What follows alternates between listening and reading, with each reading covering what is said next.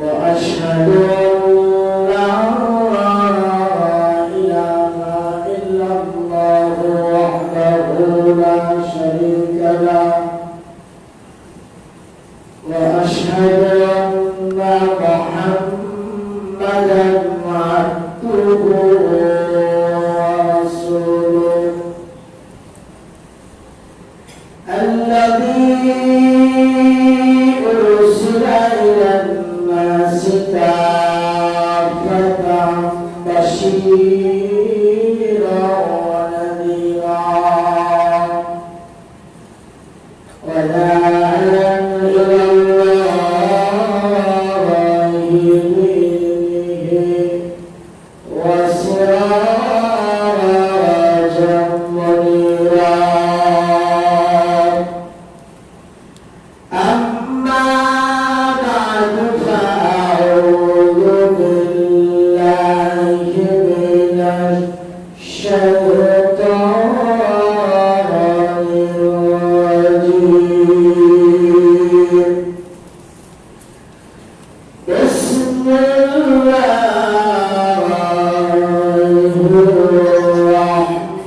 الرحمن الرحيم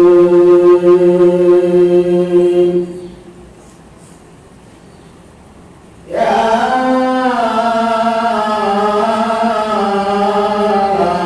أيها الناس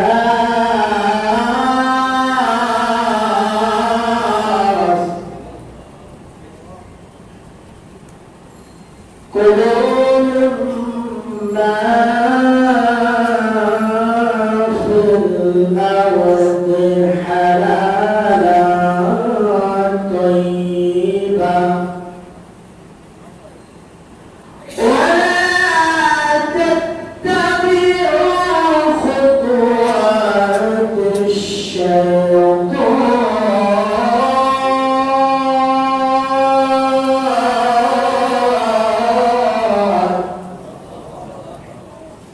إنه لكم عدو مبين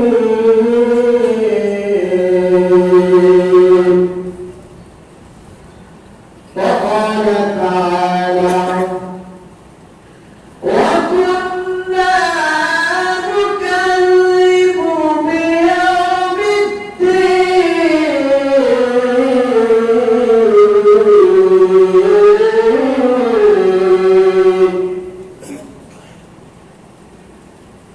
وقال تعالى في شان حبيبي إن الله وملائكته يصلون على النبي يا أيها الذين آمنوا صلوا عليه وسلموا تسليما اللهم صل على محمد وعلى آل محمد اللهم صل على محمد وعلى آل محمد كما صليت على إبراهيم وعلى آل إبراهيم إنك حميد مجيد خلفاء راشدين السنن جودان كلهم تركي أسرنا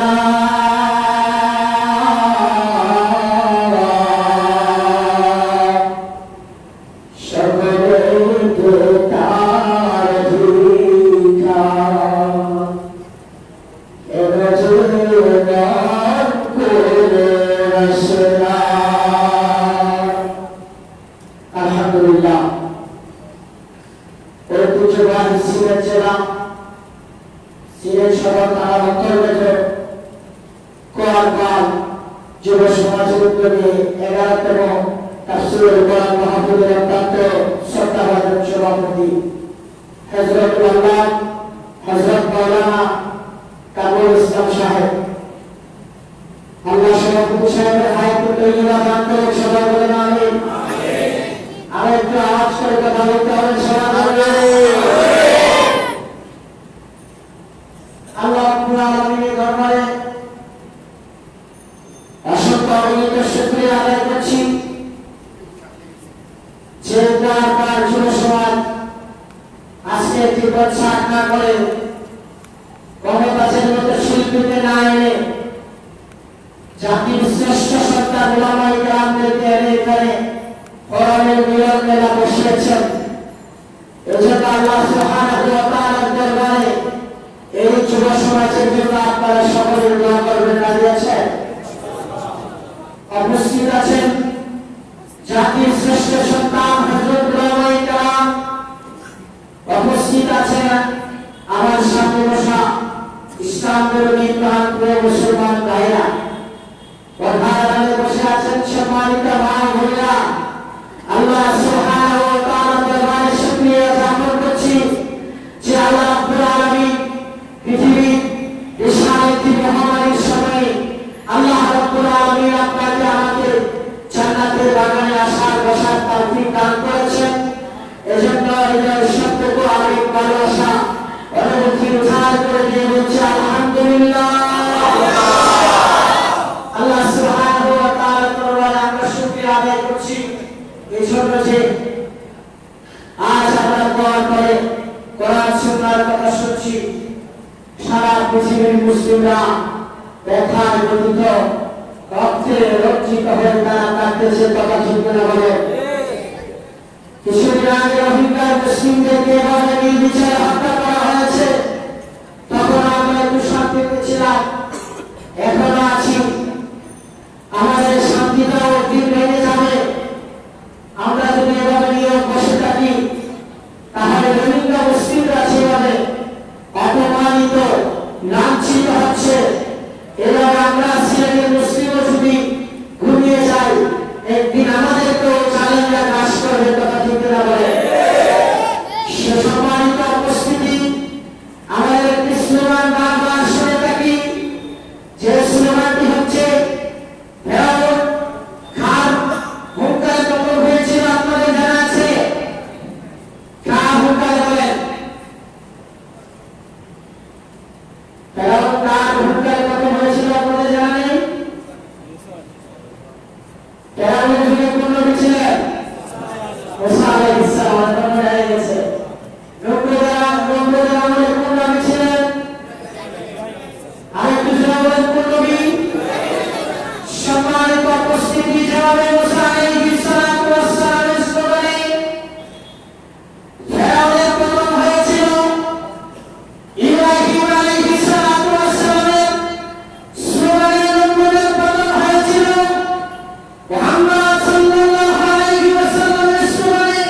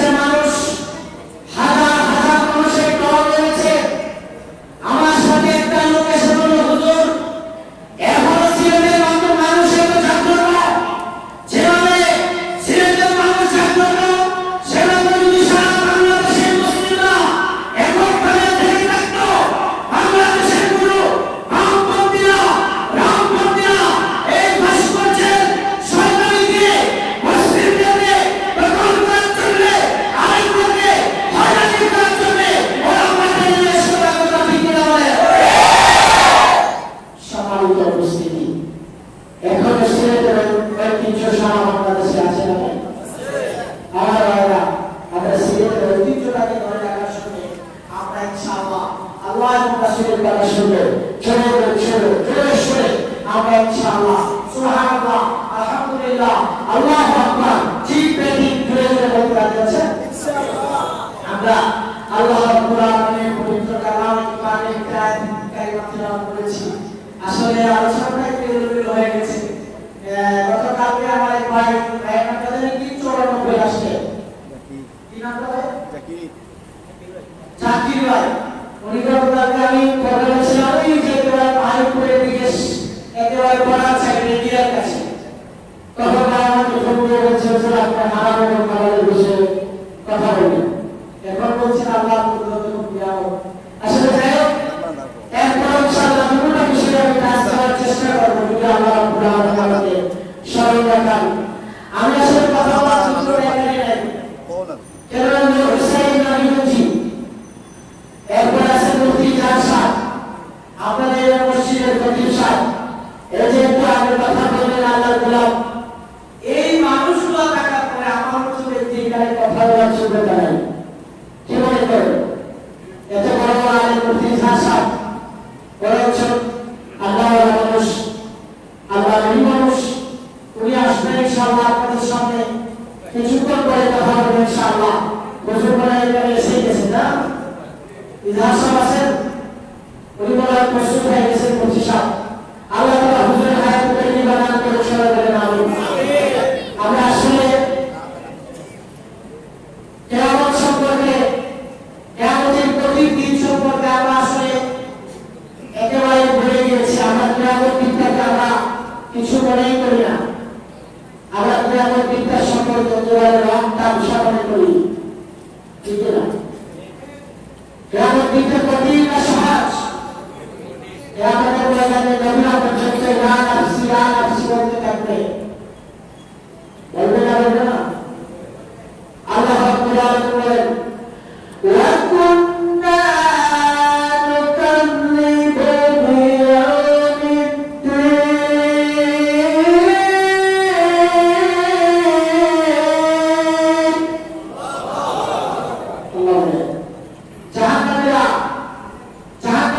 জাহান্নামীদেরকে যখন জিজ্ঞাসা করা হবে তোমরা জাহান্নামে কেন এসেছো, তারা বলবে আমরা জাহান্নামে এসেছি কিয়ামত বিদ্যাকে আমরা বিশ্বাস করতাম না। সিলেটবাসী জাহান্নামে বলে ডাকবে না, কি হবে?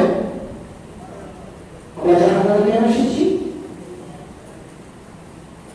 আমরা জাহান্নামে এসেছি, আমরা দরকার একটা আছে এটাকে আমরা বিশ্বাস করতাম না, কিছু মনেই করতাম না।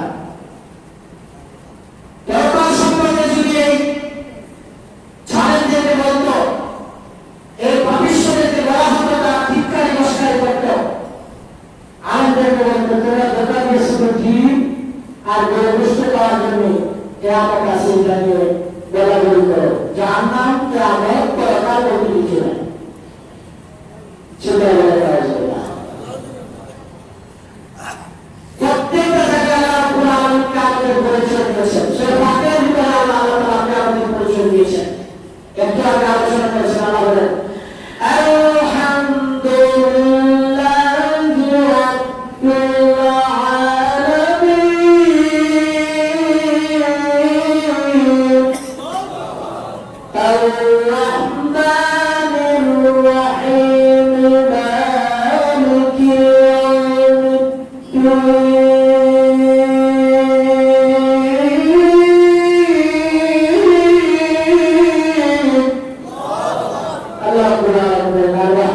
আর-রাহমানির রাহিম মালিকি সমস্ত প্রশংসা আল্লাহ পাকের, যিনি রহমান আর রহিম, আর যিনি হচ্ছেন কিয়ামত দিনের মালিক। সুবহানাল্লাহ।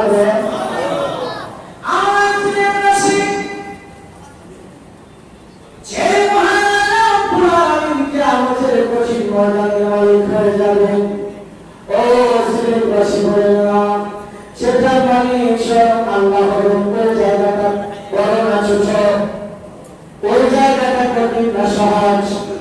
একটু জুড়ে বলেন কঠিন না সহজ?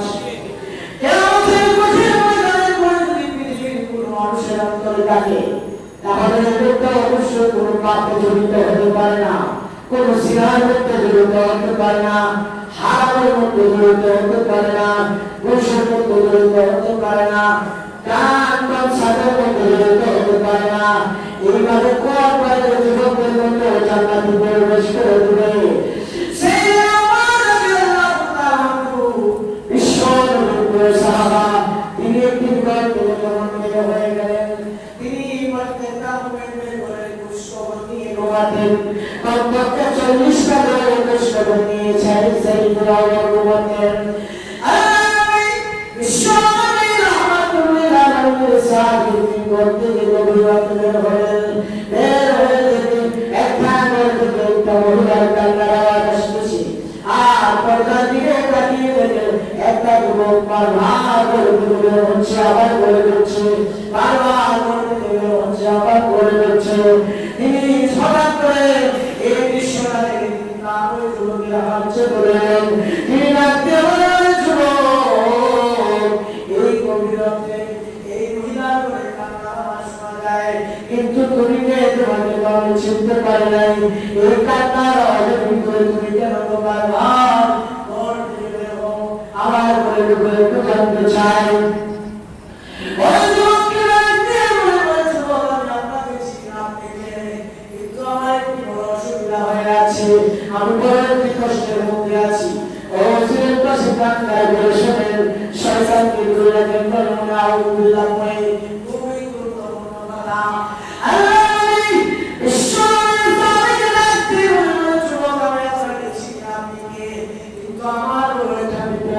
আমার স্ত্রী সম্প্রদায় চিল্লাচ্ছে, আমি একেবারে আমার কিছু জানা নেই, কিন্তু এই পাহাড়ের ভিতরে কোনো সুবিধা নাই, কোনো রাজ নাই। ওই যুবক, আমি কি করতে পারি? এই জন্য আমার স্ত্রী কাঁদতেছে, আর আমি বারবার চিন্তা করি, আর বারবার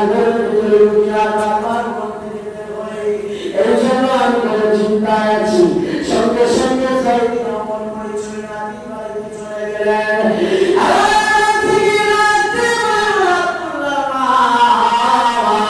চলো চলো আমার সঙ্গে, আমার আল্লাহ জান্নাত বিক্রি করে দিচ্ছে, আমি জান্নাত, তুমি আর আমি জান্নাত দেখতে চাই।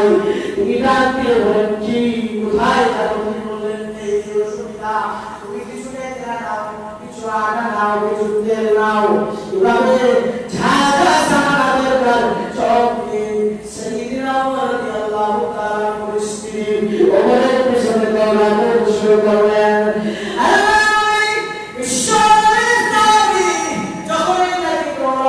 শুরু করে দিলেন ওই যুবকের বাড়ি গিয়ে আল্লাহ নবী বিশ্বর স্ত্রী করে ঢুকিয়ে দিলেন।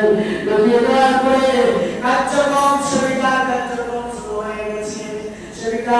কার্যক্রম শুরু হয়ে গেছে। কিছুক্ষণ পরে বলল, সাইয়েদনা ওমর, আপনার বন্ধুকে বলে দেন, মহান আল্লাহ তাকে একটি সন্তান দান করেছে, সেই সন্তানটাও সুস্থ, তার মা সুস্থ আছে।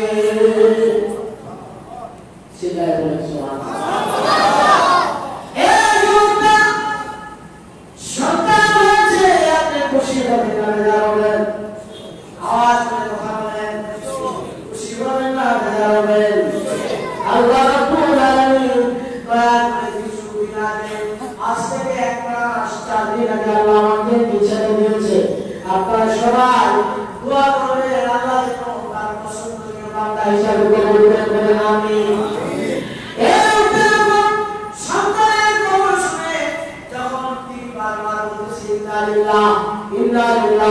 আতঙ্ক হয়ে গেছে, ভয় পেয়ে গেলেন। তিনি ডাকতে বলেন, ভাই, আপনার তো সন্তান হয়েছে, আপনি তো বেশি বলার কথা, কিন্তু আপনি বলছেন, আপনি কেন আতঙ্ক হয়ে যাচ্ছেন? কেন আমাকে তো বলতে পারেন কি? তিনি ডাকতে বলেন, আমি আতঙ্ক হচ্ছে সত্য, কিছু আপনি তো আমার দরজার পাশে দাঁড়িয়ে আছেন। সাইয়েদনা ওমর, জানি আমি আপনার সাথে কি আচরণ করেছি, আমার তো বিরাম হয়ে গেছে, হে মালিক করে আপনি আমাকে ক্ষমা করে দেন।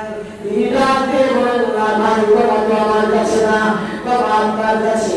কেন আপনি বিশাল যন্ত্রণায় বিপদের মধ্যে পড়ে আছেন। সাইয়েদনা ওমর দিতে পারলাম না, সময় মতো খোঁজখবর নিতে পারলাম না। তুমি যদি কিয়ামতের কঠিন ময়দানে আমাকে আসামি করে দাও, আল্লাহ রাষ্ট্রের প্রধান ছিল সাইয়েদনা ওমর, কিন্তু আমার খোঁজখবর নেয় নাই। কিয়ামতের কঠিন ময়দানে আমি আল্লাহর কাছে দোয়া নিয়ে যাবো, ও ভাই যুবক, তুমি আমাকে মেহেরবানি করে মাফ করে দাও। কিয়ামতের কঠিন ময়দান থেকে তুমি আমাকে বাঁচিয়ে দাও। আমি কিয়ামতকে ভয় পাই, কিয়ামতে যদি আমার আল্লাহ ধরে ফেলে, কিয়ামতের কঠিন ময়দানে বাঁচার উপায় নেই, মেহেরবানি করে ক্ষমা করে দাও। ও সিলেট পাশে গ্রাম থেকে কি বললেন, অন্তর পৃথিবীর রসা সাইয়েদনা ওমর যদি একটা সাধারণ মানুষের জন্য যেতে পারে, তার স্ত্রীকে নিয়ে সিলেট এমন কোন নেতা আছে যে গভীর রাতে গেলে আপনার বাড়িতে আসবে? আসবে? আসবে? আজকে কিছুদিন আগে, আরো 20 বছর আগে নেতা উঠেছিল, আমি নাম বলবো না, সিলেটে কাজ করার মতো কোনো জায়গা নেই। 15 বছর পার হয়ে গেছে, আর 2 বছর নেই, কোটি কোটি টাকার কাজ করছে, এখনো কাজ শেষ হয় নাই। জনাব আপনি কোন মুখ দিয়ে বললেন আর সিলেটে কোনো কাজ নেই? এই লক্ষ লক্ষ কোটি কোটি টাকার বাজেট দিচ্ছেন প্রধানমন্ত্রী, কিন্তু ওয়াদা কেউ করছে। আসলে প্রধানমন্ত্রীকে ব্যাপারে দোষ দিয়ে লাভ নাই, এই পর্যন্ত টাকা আসতে পারে না, সব উপরওয়ালা কেউ দেবে। ঠিক না বেঠিক? ঠিক না বেঠিক? এই জন্য আল্লাহ সুবহানাহু ওয়া তাআলা বলেন, আল্লাযীনা ইয়াকুলুনা আমওয়ালাল ইয়াতামা যুলমান। আল্লাহ বলেন, আল্লাযীনা মানে যারা ইয়াকুলুনা, ইয়াকুলুনা খাওয়া, ইয়াকুলুনা আল্লাহ বুঝতেছে মানে কোনো কিছু খাওয়া, ইয়াতামা যুলমান যারা এতিমের মাল সম্পদ লুটে খায়। এখানে আল্লাহ এতিম দেন না, ইয়াতামা দিয়েছেন। ইমাম সাহেব সর্বশেষ আছে, হুজুর ইয়াতামা দিয়েছেন না আল্লাহ? ইয়াতামা আল্লাহ বহু বছর করেছে। তার মানে আলিফুল চৌধুরী সাহেব সিটি মানুষ আপনার কাছে এতিম, যারা এই এলাকার কাউন্সিলরকে, কাউন্সিলর সাহেব জনগণ আপনার জনগণ আপনার কাছে এতিম, আপনি যদি ওই মানগুলা সঠিকভাবে হস্তান্তর না করতে পারেন, কিয়ামতের দিন আল্লাহ সুবহানাহু ওয়া তাআলা আপনার উপর অপমানজনক পূজা আল্লাহ সুবহানাহু ওয়া তাআলা চাপিয়ে দেবেন।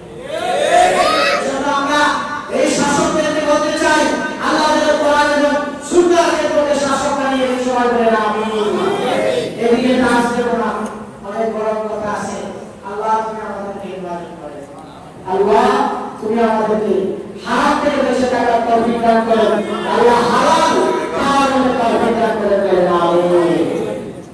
সাইয়েদনা ওমর রাদিয়াল্লাহু তাআলা যখন এই কথা বললেন যে ভাই তুমি আমাকে ক্ষমা করে দাও, কিয়ামতের কঠিন ময়দানে আল্লাহর সামনে আমাকে আসামি বানিও না, আমি আল্লাহর কাছে জবাব দিতে পারবো না, ঠিক মতো তোমার খোঁজখবরটা নিতে পারলাম না। তুমি বললেন ঠিক আছে হুজুর, আপনি আমার জন্য অনেক কষ্ট করলেন। কিছুক্ষণ পরে সাইয়েদনা ওমর রাদিয়াল্লাহু তাআলা স্ত্রী বের হয়ে আসলেন, আসার পরে তিনি ডাকতে বললেন, সাইয়েদনা ওমর করেন কিছু টাকা, ওই টাকাটা ওই সেবিকাকে দিয়ে দিয়ে, ওই নাচকে দিয়ে দিয়ে, ওই নাচকে দিয়ে দিয়ে। আর তিনি সাইয়েদনা ওমর রাদিয়াল্লাহু আনহু বললেন, হে ভাই, এটা দুনিয়ার কোনো পেশাদার সেবিকা নয়, পেশাদার নাচ নয়, এটা হচ্ছে সাইয়েদনা ওমরের স্ত্রী। আপনার খেদমতের জন্য, আপনার স্ত্রীর সহযোগিতার জন্য আমি আমার স্ত্রীকে বাড়ি থেকে নিয়ে এসেছি। আরেকটা আওয়াজ করে বলছি সম্মানিত ভাইরা, এই জন্য আল্লাহ রাব্বুল আলামিন কিয়ামত দিন থেকে আমরা বিশ্বাস করব, কিয়ামত দিন যদি আমাদেরকে স্মরণ করিয়ে দিতে পারেন কেউ, যেগুলো আলেমগুলিকে আমার সম্পর্কে সতর্ক করে, আপনারা ইতিহাস সম্পর্কে একটু সতর্ক হবে, তখনই আল্লাহ সুবহানাহু ওয়া তাআলা আপনাদেরকে জিনার মতো গুনাহ, সুদের মতো গুনাহ, ঘুষের মতো গুনাহ, ব্যভিচারের মতো গুনাহ, সুদের মতো গুনাহ, সেখান থেকে আল্লাহ রাব্বুল আলামিন আপনাকে আমাকে ফিরিয়ে এনে আল্লাহ মুত্তাকি বান্দা হওয়ার তৌফিক দান করুন, সবাই বলুন আমিন। সম্মানিত উপস্থিতি, আল্লাহ রাব্বুল আলামিনের কুদরত সম্পর্কে আপনারা কি বুঝছেন? কুদরতকে আর বোঝার দরকার আছে? আল্লাহ সুবহানাহু ওয়া তাআলা আপনাদের দুটি নিয়ামত দিয়েছেন, যেগুলো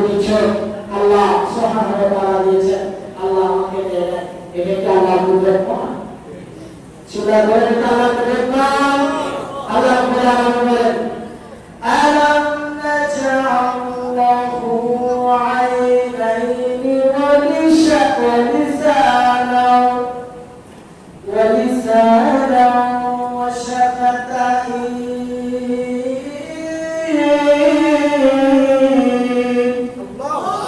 আল্লাহ রাব্বুল আলামিন বলেন আমি তোমাদেরকে দুটি চোখ দান করে দেই আমি কি তোমাদেরকে দুটি চোখ দান করে দেই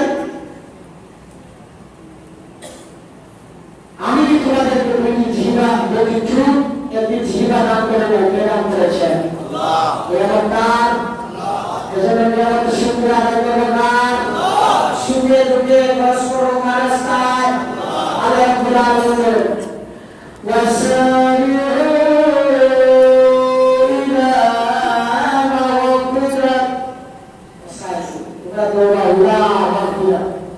Allah Rabbul Alamin Qawami kemudian pagi macam lagina wasairu ila maghfiratin rabbikum wa jannatin 'arduha as-samawati wal ard alladhina yunfiquna fis-sarra'i wad dharra Allah Rabbul Alamin বলেন তোমরা ধনী থাকো গরীব থাকো যে কোনো অবস্থায় থাকো খরচ করবা তার রাস্তায় আল্লাহ রাস্তায় তোমরা একটু করে আপনি ইনশাআল্লাহ আমি একটু হালাল হারাম সম্পর্কে কাজ নেই তারপরে ইনশাআল্লাহ আমি আমার এই খরচের বিষয়টা থেকে বিনাশ করে ইনশাআল্লাহ অল্প সময় বলবেন তো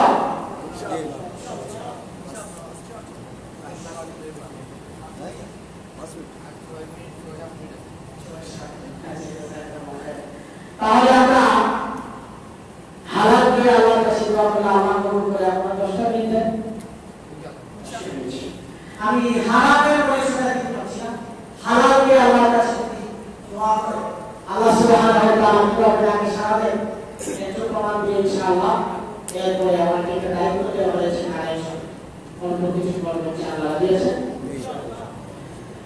আল্লাহ নবী মুহাম্মদ রাসূলুল্লাহ সাল্লাল্লাহু আলাইহি ওয়াসাল্লামের পালিত সন্তান জায়েদ রাদিয়াল্লাহু আনহু তিনি এক জায়গায় সফরে যাচ্ছিলেন তার সঙ্গ দিয়েছিলেন একজন মুনাফিক তো মুনাফিকটা আল্লাহ নবী মুহাম্মদ রাসূলুল্লাহ সাল্লাল্লাহু আলাইহি ওয়াসাল্লামের কাছে থাকতেন এবং মুশরিকদের কাফেরদের কাছে থাকতেন এই মুনাফিকটা যখন মুহাম্মদ সাল্লাল্লাহু আলাইহি ওয়াসাল্লামের পালিত সন্তান জায়েদ বিন হারিস রাদিয়াল্লাহু তাআলা আনহুর সঙ্গে রয়েছে তখন তিনি বললেন যে তুমি কি আমার সঙ্গে যাবা মুনাফিক বললেন যে হুজুর আপনার সাথে যাব তিনি বললেন ঠিক আছে চলো তাহলে জায়েদ রাদিয়াল্লাহু তাআলা আনহু যেখানে সফরে যাবেন সেখানে যাওয়ার আগে রাত হয়ে গেছে একটি পাহাড়ের গুহার ভিতরে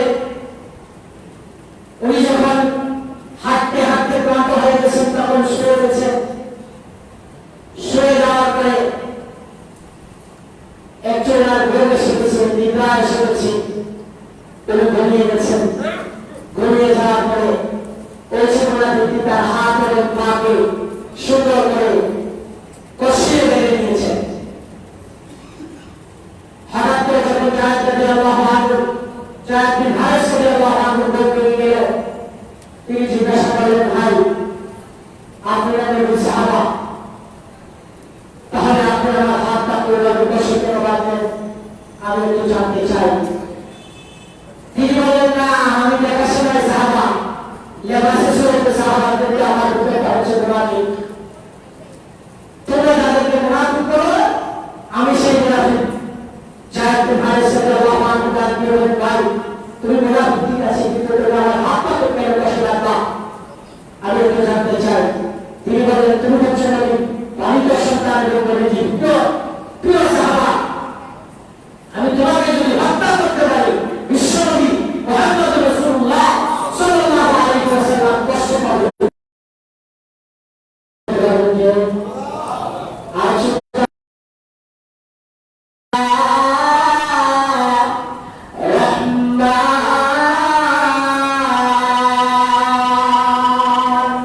সঙ্গে সঙ্গে আকাশ থেকে আমরা